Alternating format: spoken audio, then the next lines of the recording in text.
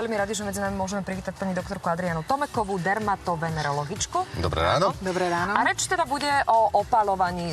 Samozrejme, to slnečné svetlo pomáha našej psychike. Rovnako potrebujeme jeho ultrafialovú časť na tvorbu vitamínu D a práve v súvislosti s rôznymi ochoreniami aj s tým nešťastným novým koronavírusom sa rozpráva o tom, že mali by sme mať dostatok Dčka, ktorý vlastne vytvára našu imunitu a chráni nás pred všeličím. No ale pozor, zase by sme na tom slnku nemali preháňať a mali by sme sa aj adekvátne o tú pokožku starať. Teda používať opaľovacie krémy. No len ktoré?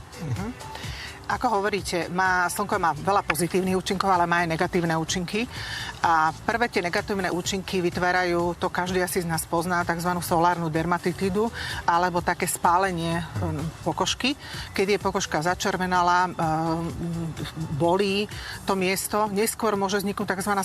Solárna urtika, kedy sa vytvoria už plusgieriky, žihlavka, dané miesto už veľmi svrbí a môže vzniknúť aj opuch. A potom sú neskoré účinky aj UV žiarenia a to UV žiarenie spôsobuje starnutie pokožky, tvorbu vrasoch, súkosť z kože, ale aj rôzne novotvary, poruchy pigmentu a takisto aj rakovinu kože. Mnohí ľudia majú tzv. Tú alergiu na slnko na niektorých častiach. Priznám sa, že aj ja to mám, že keď som chvíľu na slnko, tak niektoré časti ma svrbia a urobia sa mi tam také nejaké červené útvary, ako keby naozaj to bola nejaká alergia. Áno.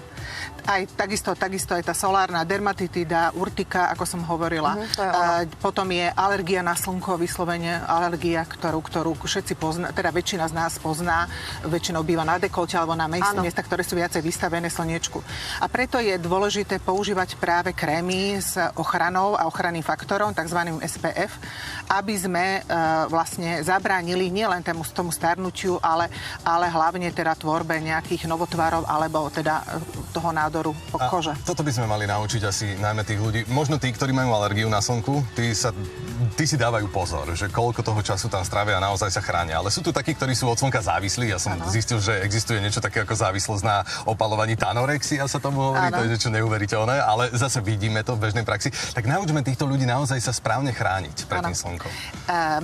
Máme rôzne fototypy pokožky, 1, 2, 3, 4, 5, to sú najčastejšie teda u nás. 1 a 2 by sa mali najviac chrániť.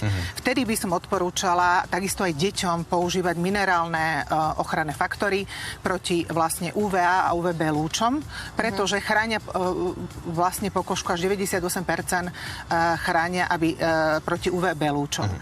Potom pre detičky do 1 roku by som vôbec neodporúčala ísť na slniečko, až keď po 1 roku môže ísť, ale naozaj by sa mala natrieť celá pokožka dôkladne, dať nejakú šiltovku, pokrývku hlavy a zapamätať si to, čo sme tu hovorili na začiatku, že to spálenie pokožky opakované prináša v dospelosti aj potom tie onkologické ochorenia, teda tú rakovinu kože môže priniesť. Tá naša pokožka si pamätá. Čím viac sa spáli, tým máme väčšie riziko možno takýchto ochorení. Tie faktory sú rôzne. Tá 50-ka mám pocit, že to slnko sa na nás ani nepozrie. A potrebujeme to Dčko, pani doktorka? Ale potrebujeme aj to Dčko, aj tá 50-ka. Nie je to 100% ochrana, áno. Je to ochrana tak zhruba na tých 98% tých lúčov UVB, ale aj UVA lúče. A potrebujeme to. A čím vyšší faktor, tak tým je to lepšie pre našu kožu, pretože môžeme stráviť dlhšie na slnku a dlhší čas. A po tých 2 hodinách odporúčam vlastne dotierať tú kožu a naozaj si dávať pozor, pretože a medzi 11. a 15. nebyť na slniečku a postupne sa opaľovať, nehneď naraz, postupne to pozvolné opaľovanie